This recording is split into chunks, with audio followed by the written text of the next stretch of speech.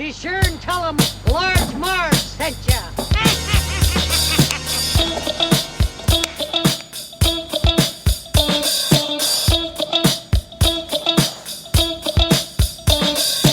In the 90s, we were just teeny tykes. We liked our movies and our bikes. We wanted to be DJs, but we were just teeny gals. So we went off to college and we remained best pals.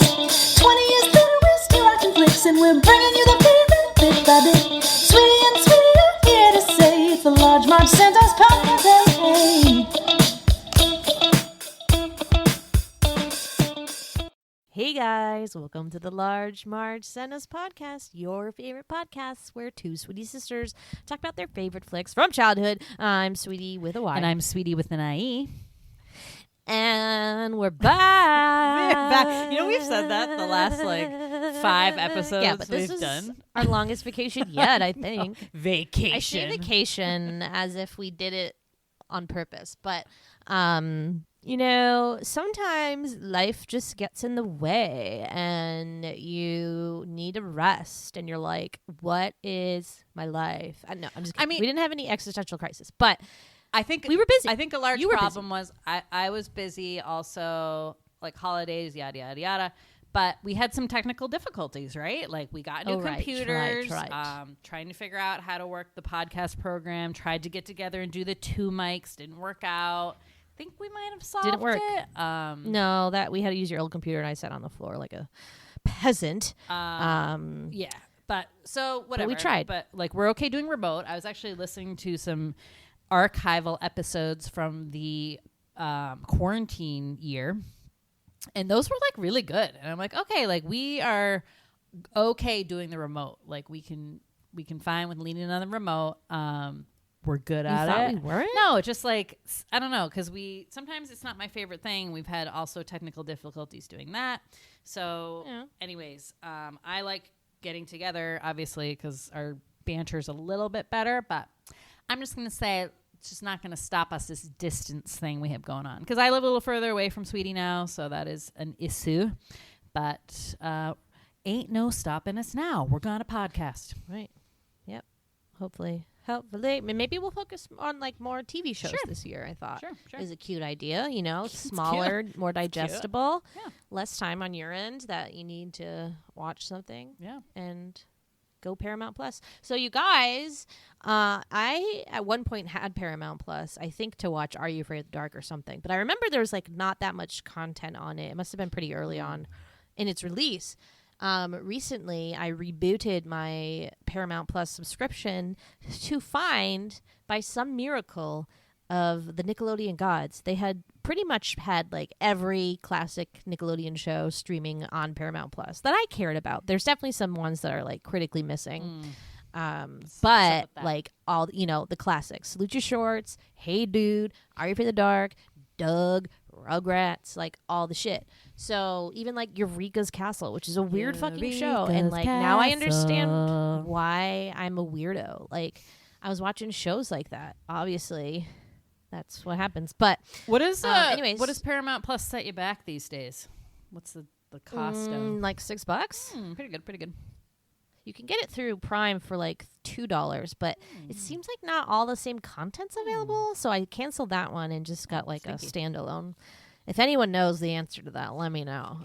Was it just a glitch? It's a terrible interface. It's a terrible app, but they got the content I want. So who cares?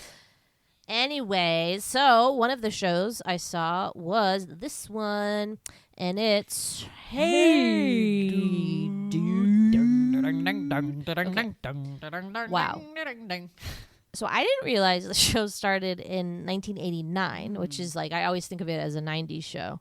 And like really, we've talked before about how the tail end of any decade is pretty close to the decade that precedes it. So this or does it work both ways? So the 89 would be closer to 90s. Feels more than like the 80s. 90s. Yeah. Yes, feels more like the 90s than the 80s.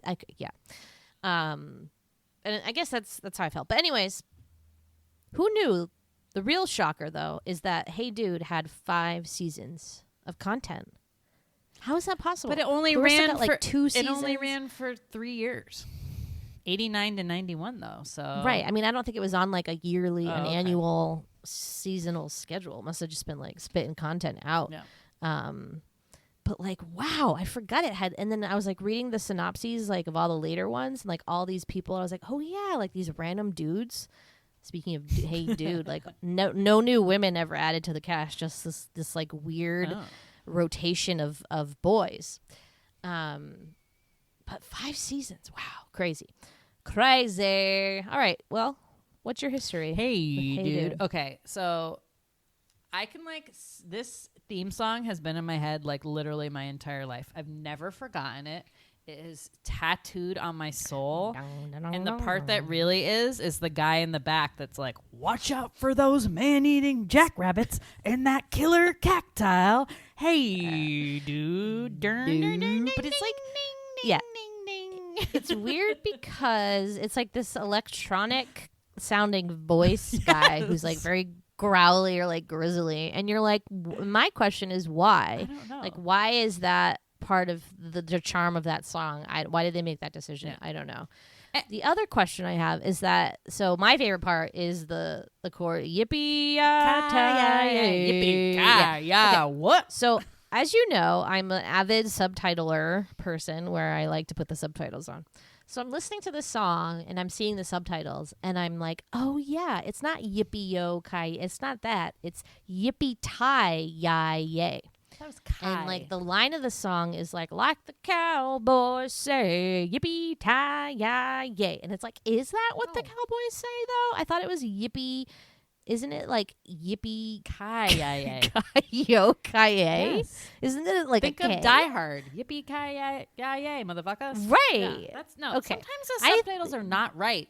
People are not transcribing it. That is what he's saying. If you listen to it, he is saying a T, and it's like a different order of the thing. So, anyways, weird stuff. Weird. But yeah, great theme song. Yeah, I love that.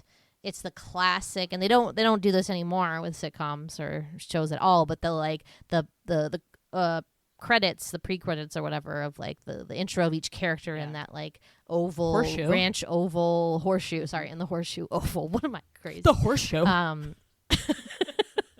I just think that was so charming, and it says like what character they are. Like usually, if they have that today or even back in the 90s, it was just the actor's name. Right. Like it wasn't like Lucy blah blah blah Melody blah, like so charming, charmant.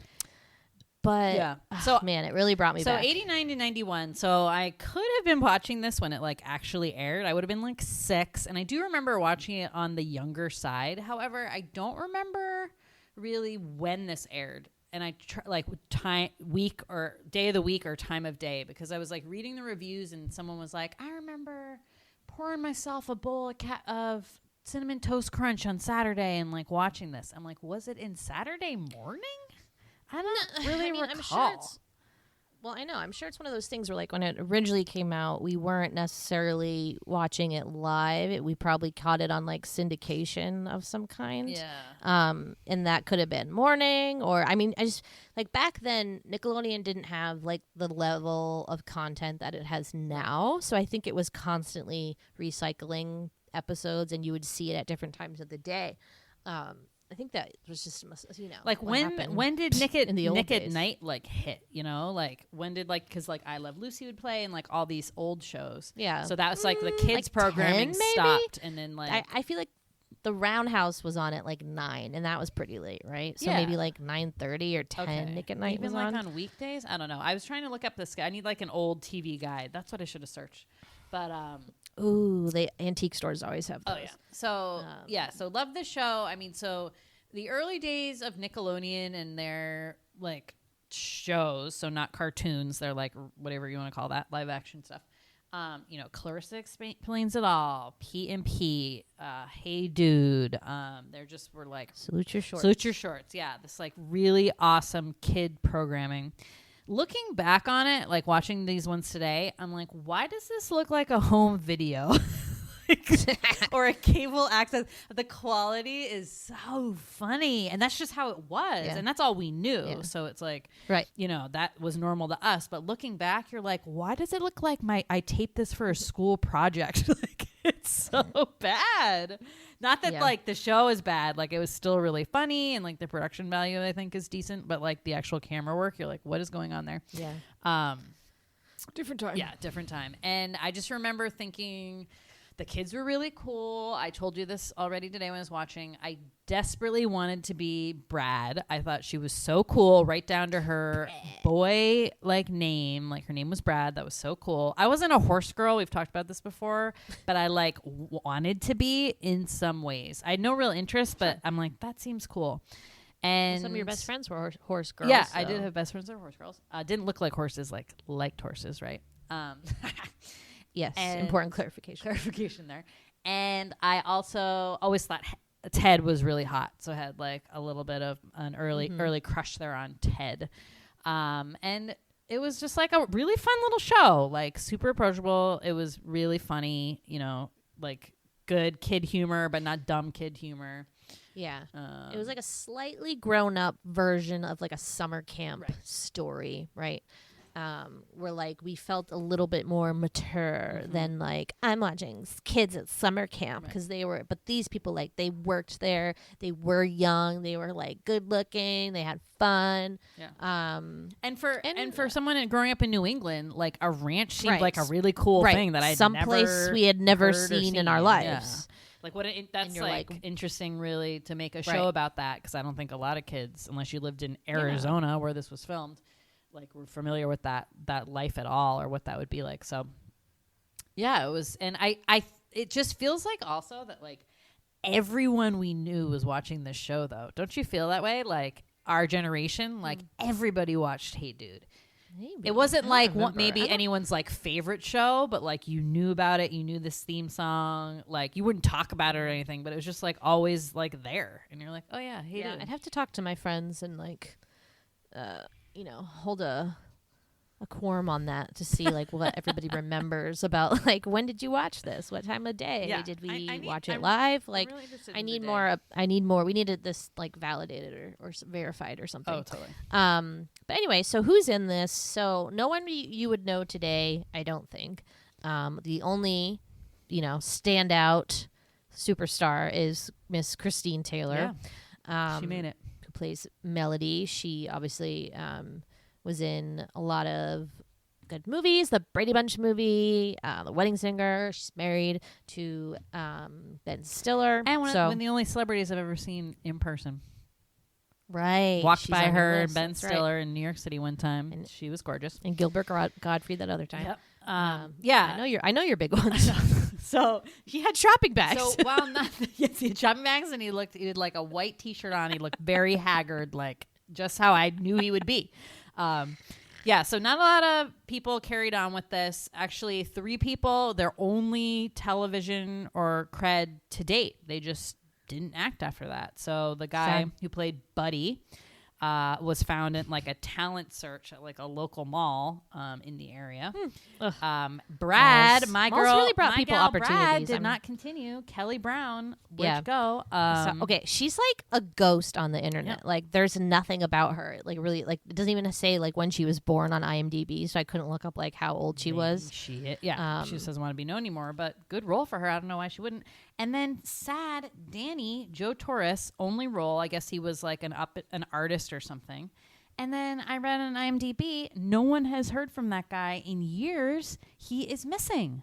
So Joe Torres, if you listen to this podcast, he's missing, or he's just like not reaching out to those people. Right, exactly. I don't want to like conflate it. Like he could. I mean, but it could just be. It said that people have known him and have not heard from him in years. So I don't know what that means. Well. But all right, Danny, I hope you're okay. Yeah, I hope you're okay. He's so cute. I love that guy. No, I loved him. He played Danny, the he's Hopi Native American, but he's actually Mexican American. I was gonna say not a Native. well, his last name is Torres, so I was like, hello, just another case of casting like some person of color. They'll fit this small narrow bucket we're trying to fulfill just because they're brown or I know. At first black, I was like, oh, awesome! Like they're in Arizona. They included like a member of the Hopi tribe. That's great. Go Nickelodeon. And then I read he was Mexican American. I was like, dope. Like, yeah, right, fucker. The guy who played Mr. Ernst, David Brisbane, is like a pretty well-known like character actor who's on like every sitcom like in the 90s. He looks a little familiar. Yeah. Married to an actress who did actually for a while was on ER with her, so he was like a big TV guy. So he's definitely been around. And then Ted, David Lasher, hottie, was Blossom's boyfriend, Vinny, on Blossom. So he... Okay, yeah, that's the other thing he was in. Yeah. He's also randomly in like some random episodes of like Saved by the Bell or Beverly Hills 90210, I think. So I think he definitely did like the circuits. Yes. I think he was like the gay frat brother. Okay. Maybe, unless I'm confusing him with someone else. But he ended up leaving the show like halfway through the last season or something like that to do another show. And this was my favorite bit of trivia I read the entire time. He left to film a series called A Family for Joe with Juliette Lewis and Ben Savage. Here was the plot. 3 kids are orphaned and they want to stick together. So they hire a homeless guy, Robert Mitchum, to be their dad. No, Robert, why? It only lasted 4 episodes, but I'm like, what is this show? Where were they going to go with that show? So that's really interesting because when I was flipping through the other episodes, Ted has this like crazy arc where he leaves like in the 3rd season. And then the new guy, Jake, comes in, who's like Mr. Ernst's nephew, and he's like a hopeless doofus. And then Kyle, who I forget where he comes from, but he's like the one that is kind of like with Brad for a while. Oh. And then there's this episode called like Peeping Tom, and the description is like, a peeping Tom is spotted around the ranch until they find out it's Ted. What? And they catch Ted like in a chicken costume, and he's like, I'm back, y'all. And then he's in like a couple episodes, and then he leaves again, and then he comes back like in the last season and as a millionaire to buy the ranch. Aww. And like, I don't know what's happening. And I think, you know what? I think I'm just going to have to binge the whole show because I'm so intrigued now that like I have no recollection of that arc. So, but you saying that, I wonder if some of these episodes were out of order. Like if they didn't, I wonder. I don't know. Ted. Fucking Ted. All right. Anything else? No.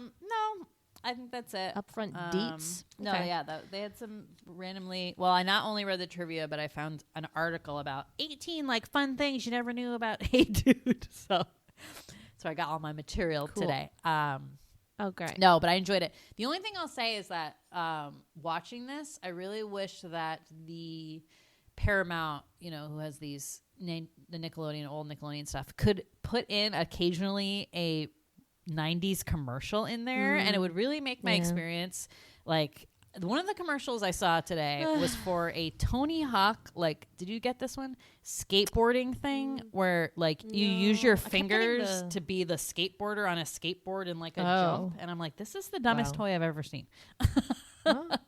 It increases some level of physical activity, I suppose. Your finger skateboarding? No, I kept getting these like fucking boring like mouse school ones or something like ABC Mouse. Seems like a good program. It worked for a lot of kids. So anyway, if you know anyone who works for Paramount, I would say I'd love like that option to be like, want to watch this with 90s commercials? Yeah, really good suggestion. Something you could do is just like when that commercial is playing, just quickly like boot up YouTube and search for 90s commercials. That could fill the void. I want GAC. I want fucking Hush Puppies. Fucking I want bubble tape. I want That's a blow pop. Safe from Charm. What? These are just all prizes you could have won in Double Dare or something. What was that? The pop that I was like, the lollipop that I was like so confused about, like the whistle. Yeah. And it was like called something, and I was like, that's not what it's called. Like Chico's or something. I don't know. Choo something. It's like a Mexican thing. I don't know. It's funny. Anyways, see our I think it's the Double Dare or the Guts episode has that. Anyways, great suggestion. If anyone works at Paramount Plus, CBS, etc., please let us know. Okay, so we watched 2 episodes. We watched the pilot episode, so like the big intro, and that's the one we'll probably mostly talk about. And then we watched an episode from season 2 called Hey Cinderella. Sweetie here told me it was Cinderella's story. Sorry, season 3. Oh, Hey Cinderella. She was like, it's Cinderella's story, and I was like, no, there's nothing called that, but there was Hey Cinderella. Oh, Hay. Oh, I hope we watched the same one then. Uh-oh. I think How could they have 2 ones named Cinderella? this one was season 3, though. Was it Melody was pretending to be rich? Yes. Okay, then we saw the same one. If they had 2 episodes with Cinderella in the title, I would be like, okay, what are you guys doing? Anyways, So original. so spoiler for that episode. But so the intro episode was really cute. So I totally forgot that Brad was when she makes her debut, it's like her first day on the job, and she like comes out of this limo and it's like, oh, I'll get my own bags. And Ted thinks she's this guest, and he's like bowled over by her beauty and is like, oh, I love her.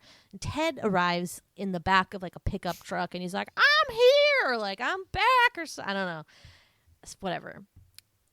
So everyone's returning. I don't know like the timeline. My guess is that this is like I don't know what the weather's like. It's a summer job. Yeah, but is it like not? It's not too hot out there in the summer. I mean, it's hot. Maybe that's what Mr. Ernst was. I I don't know what this this in season is. Yeah. Yeah. I mean, like I don't know what the season is, but this is they're like all a arriving summer camp. for this year's. They work there for the Yeah. summer. They live other places. Right. And Ted is like a horse trainer.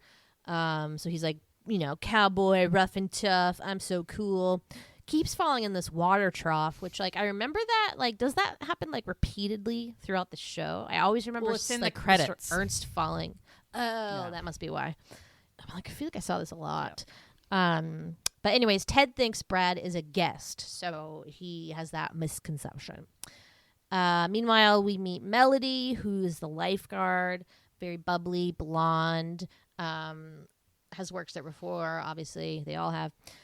Danny, I never really found out like what his job was, his role at the ranch. Well, like everyone else seemed to have like a designated thing. But then they all And have to do his, other I'm things. not sure though, about. too. Yeah, but they have like Melody's the lifeguard, Ted's the horse trainer, and then they have like different duties for like pitching in with kitchen stuff. But I don't know, Danny seemed like a all things guy. Maybe from other episodes you learn it. Yeah, maybe it's handyman. Okay, I'll report back on my binge. Maybe we can have like a follow-up episode where I just tell you everything that happened throughout the series. But yeah, so yeah, those are the main people. And I did not realize until rewatching this that Mr. Ernst was also, this was his first day too at the ranch. He was a new owner, came in, nobody knew who he was, and he's kind of like, I forget, where did it say they were from? Like a city or something? Well, Buddy's wearing a New York Mets hat, I think. So were they supposed to be from like? Definitely some metropolis, I believe they're like alluding to, because he has no idea about wildlife or how to run a ranch or anything like that. Right. So again, maybe we'll learn this later of like what led him to this choice. Right. And he was a lot like less dorkier or like clumsy than I remembered.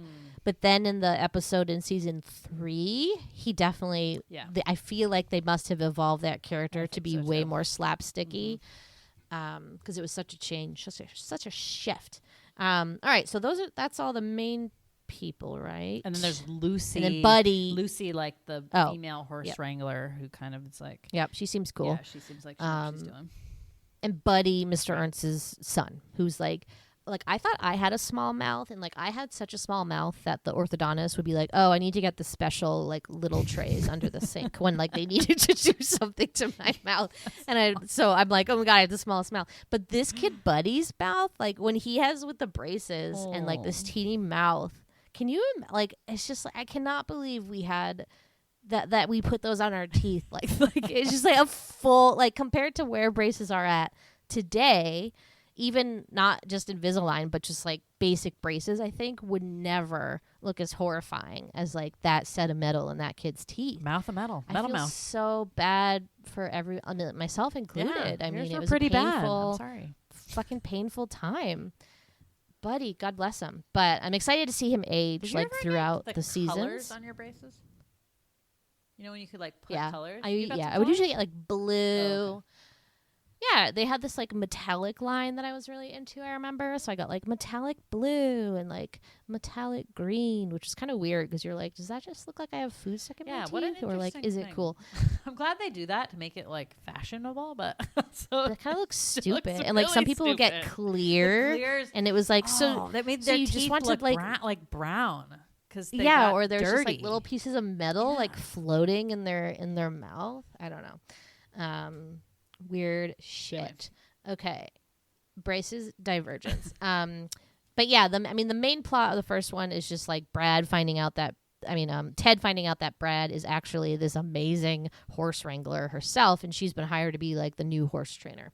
So she breaks in this like wild horse rocket, and like she does it in like I don't know what is involved with breaking in a horse, but I feel like it's a little more involved than like a couple tugs she's just on like, the reins. Hey she's like, yeah.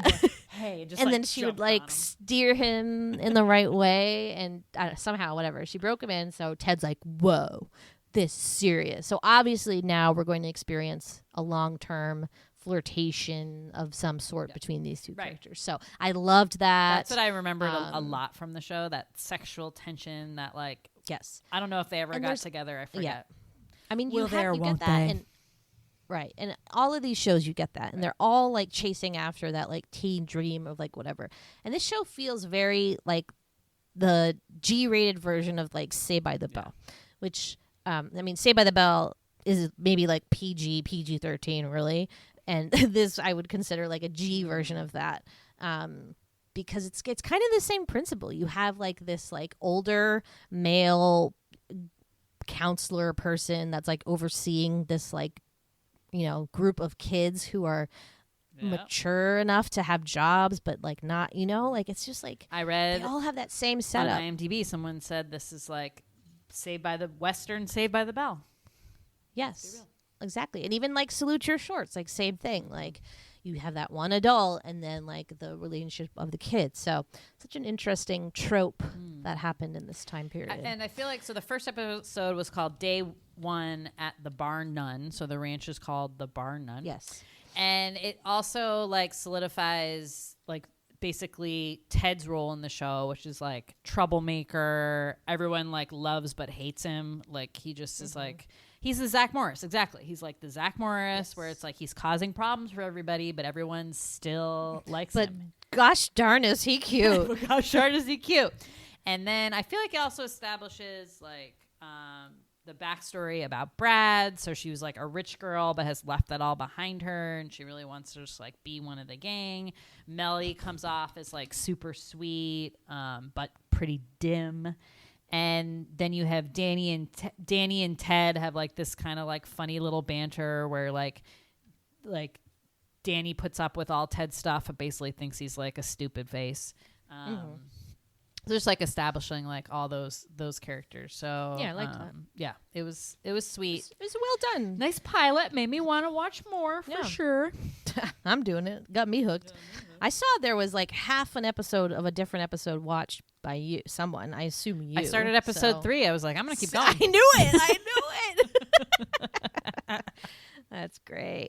Okay, so a couple call outs. So the thing I remember the most about this show probably has to be the fashion, right? So like, first of all, their uniforms, not like as much this episode, or maybe they did, but their uniforms usually consisted of like a solid color polo shirt with these like I don't know what length that is, khaki shorts, but like not short but not too long. It was like, I don't know, like a bloomer length or skirt too. Like Melody always wore a skirt version. Yes, yeah, some khaki something. And then my favorite part would be that like sometimes the girls would have these like handkerchiefs included that would always like make their look, I don't know, they just like popped like in that like desert in climate or whatever, and like the ranch. I just like loved those. And they do so, and like even when they're in their bunk, you see other like handkerchiefs hanging on the wall, and you're like, oh, so much thought went into that. Like, we noticed those, and they have them there in their room, and they pick a new one out every day. So that was my favorite part, and then the French braids also. The French braids and the bangs. That's all always I remember. The bang game is really awesome for both those girls. First of all, how do you do it in the heat of the desert? How do you deal with bangs? I mean, good for them. I don't know. Also, as a lifeguard, like, how do you handle bangs? I guess you just have to have that really thin, wispy hair that just, they just kind of like fall all nice, and they not get all like nasty like my bangs. I also enjoyed when they come in like from initially, like they don't have uniforms yet or anything, and Danny's wearing a tie-dye shirt. Ted's wearing a Billabong t-shirt, so that felt like super, super 90s. Melody's wearing neon stuff. Loved that. Buddy pulls up with a skateboard. That felt like super 90s to me. And then we have Miss Brad, 16 going on 40 in her like blazer combo. That's what rich people were like, Andre. I know what I was just thinking. I was like, you were so boxed in the 90s. Like, I don't know if I ever saw like a fashionable rich person in the 90s, but I don't know if that's because our definition of fashionable is so different from what it was in the 90s, or they just always gave rich.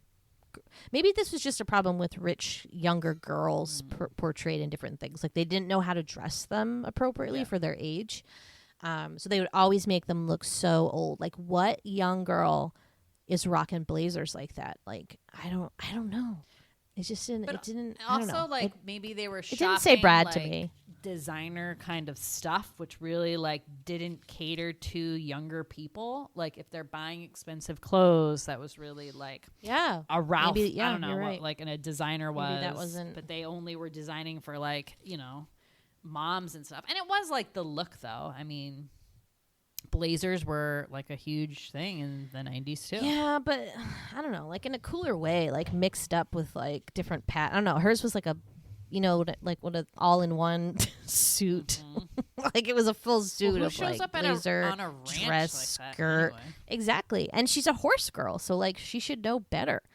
I did think that was weird, and obviously it was just meant to like show us that this girl's rich, but like, there's holes in it. Okay. Who knew that there was a lake in this environment? I did not know that until they were like, oh, the boathouse. I was like, what boathouse? The ranch seems to have everything. I mean, I kind of want to go there. That would be. It's still. Did you read? It's still the like remains of it are still in Arizona. Someone needs to set that up. What a draw that would be. I want to go to golf and stuff, and then I want to go to a little side trip to the Barn None Ranch and have like a little experience. It'd be so. Yeah, we're gonna go to the Pee Wee dinosaurs, and we're gonna see all these trips, all these things, all these spots. All right. Anything else about the first episode? Nope. Anything we need to mention about the second episode? So this was a weird one. Melody is not rich, and Brad is rich. So I mean, that's what you need to know, basically. So like this weird fucking rich, like racist family pulls up to town. They're called the group they're part of is called the Daughters of the Pioneers of the Eastern States, which is misleading because to me that sounds like they would be cool, like woke rich people or something, like Kennedys or like a not as racist because they're in the Eastern States. So you're like, okay, so they were not. But Eastern States could be as far down, right, as like Florida, Georgia. So like when they said that, I was like, oh, like north, south, north, whatever. Well, they also had a British accent of some sort. Did you notice that? That was like I think it was a rich person accent. Okay, yeah, that's what I was like. What are they talking about? The son, Daniel, what was his name? Richard. Was like so fucking weird. This guy, like his choices, like as an actor, I have so many questions about. I can't even recreate for you like what he sounded like, but he was just like a cross between like Keanu Reeves as a surfer and a really rich guy. Yeah, he was. an oddball, and also maybe not good looking. And not good looking at all. To the point, like, the whole plot is Melody's, like, obsessed with him and wants to, like, date him. Maybe part of it is that he's, like, rich or whatever, but whatever. She was a social climber, but she, like, gets to meet him, borrows Brad's earrings, these family heirlooms earrings, and loses one. And while she's looking for it, this rich guy is like, oh, like, what happened? She's like, I lost my earring. And she's like telling him the story. So he's convinced, like, obviously they're her earrings. She lost them. And then she just digs this really deep hole and basically steals Brad's life. Okay, she doesn't actually dig a hole. Metaphorically digs herself into a hole because she's already told this guy, like, led him to believe that she's a guest, that she was wealthy. And so she basically, like, steals Brad's life, is sketchily, like, interviewing her, be like, where'd you go to private school? Like, what were the field trips you went on in the Alps? Like, blah, blah, blah, writing on her hand so she can tell this guy all these stories. Pretty shady stuff, Mel. I mean, ladies, here's the deal now, okay? Like, if you feel like you have to do that, talk to your girlfriends, be like, I don't think this guy will like me unless he thinks I'm rich. And then Brad would have been like, listen, this guy's a fucking idiot. Like, you don't want to go anywhere near him.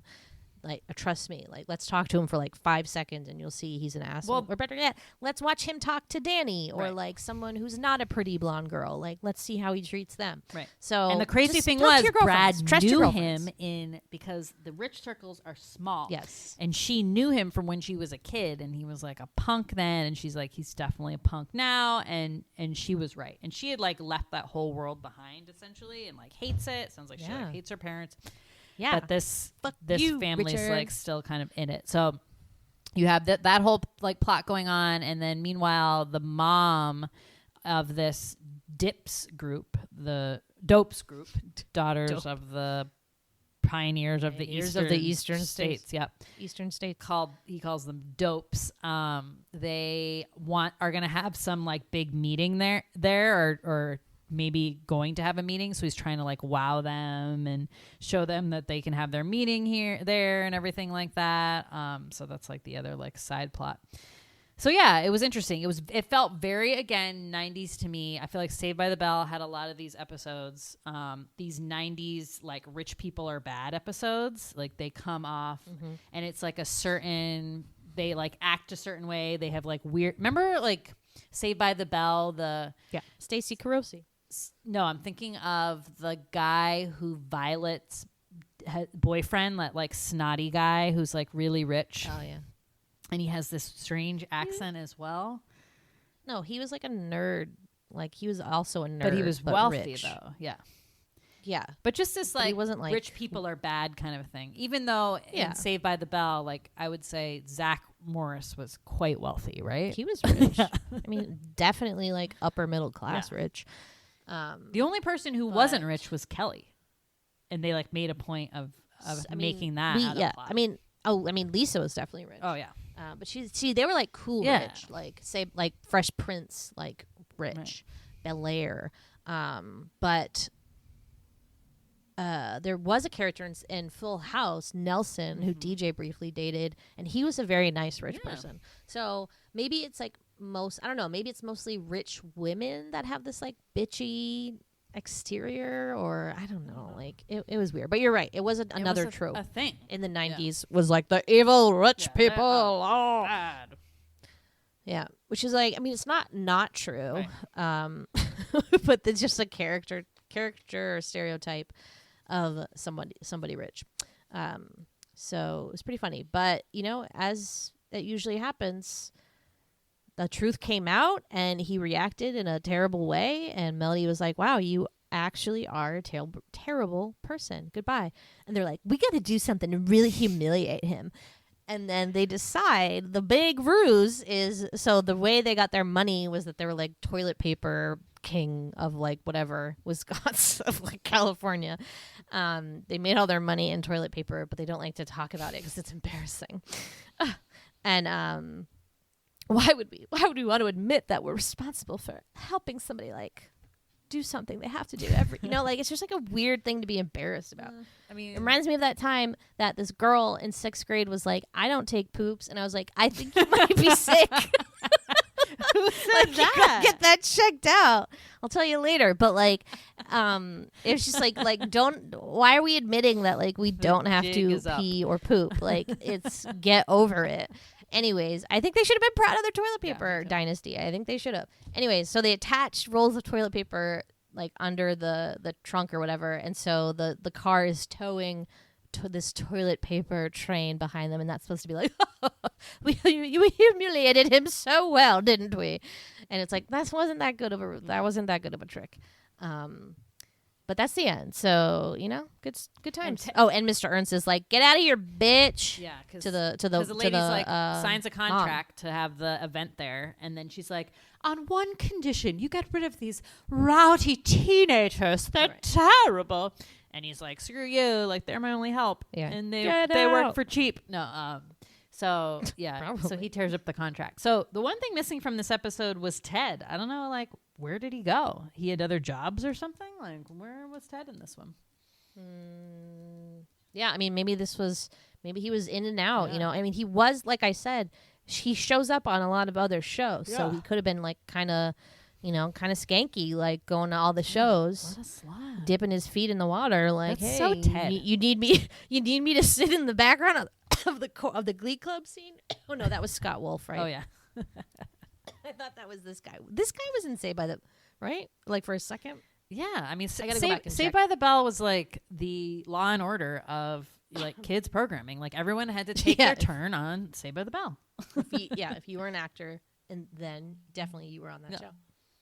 Are you okay? You got a tickle in your toe? I love it. I got a tickle. Anyways, anything else we need to mention about this gem? No. Again, like super cute show. I think the plots were pretty decent. Funny. I just like I hope Danny's okay. I really enjoyed him. He's so sweet in this, and I have a feeling that he doesn't really get a lot of his own plots, which I'm really sad about, which usually always happens to that character of color. I saw he got a couple. Does he? He's like an artist. He does like cartoons or something. Okay, I just want Danny to have his due, Yeah. I feel like a good podcast we could do if we were more ambitious and not afraid of getting things done. Or maybe that's just me, but like a where is Danny? Yeah. And we do like investigative reporting to like figure out like where this dude is. But it'd probably end up being like sad, or like the Richard Simmons one where it was like, dude, he just doesn't want to talk to anyone. Like he's not missing. Or like this is probably just like a tiny fraction of his life, like 2-year project he did. Like probably he could be dead. He could be like transgendered and like doesn't want that to like talk about that part of his life. Like there's lots of possibilities here. Maybe he never told his kids he was in this show called Hey Dude. Yeah, I mean, we gotta respect. Maybe he went into witness protection. Yeah. That's the logical answer. Yep. I'll do like a little sleuthing and just like see what's up. Also, I want to mention that I don't know what it's called. I should have prepared this, but I saw that Melody and Ted, I think, have a podcast where they talk about Hey Dude and other shows and things from the 90s. It's called like 90s something. We'll report back on that, and maybe they have like tidbits or more information on that. Because you only knew that because it was a trivia in IMDb. Yeah. And like when was that dated? So like maybe there's been an update since then. So true. I'm gonna figure it out. Okay, guys, I'm on the case. Good.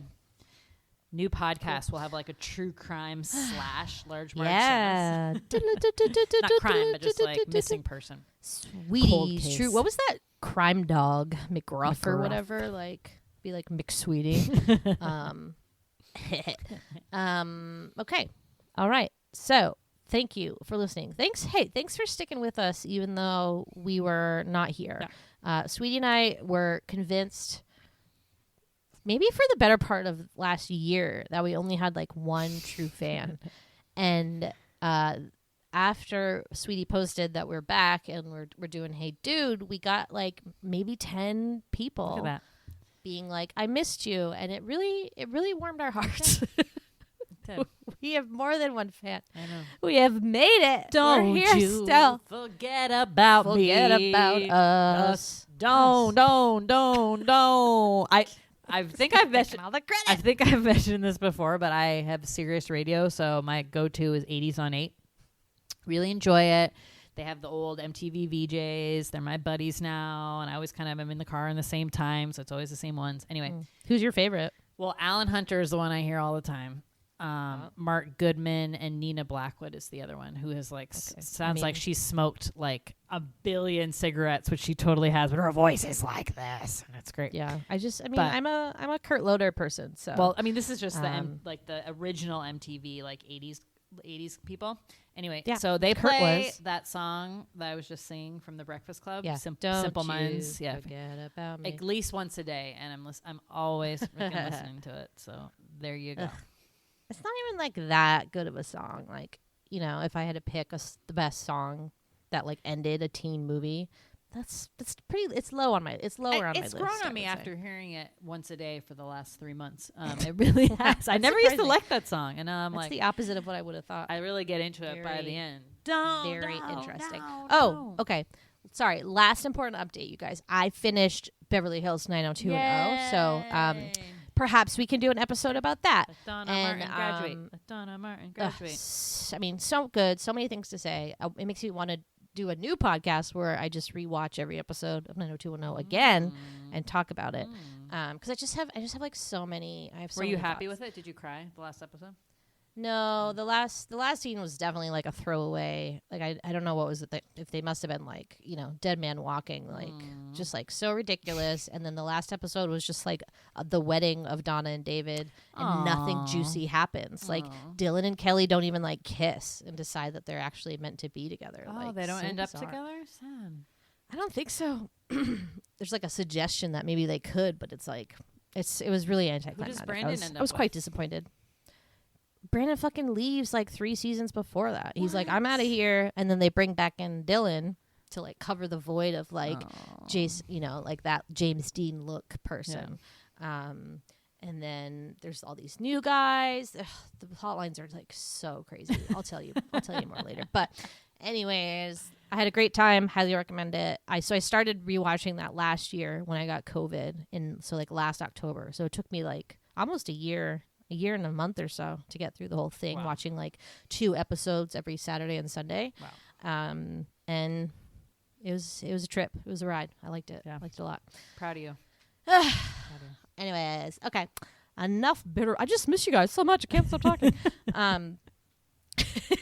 Thanks anyways, and always for listening. You can find us on Twitter at the Sweetie Club or on Instagram at Large Marge Sent Us. Thank you as always for listening. Bye. Bye.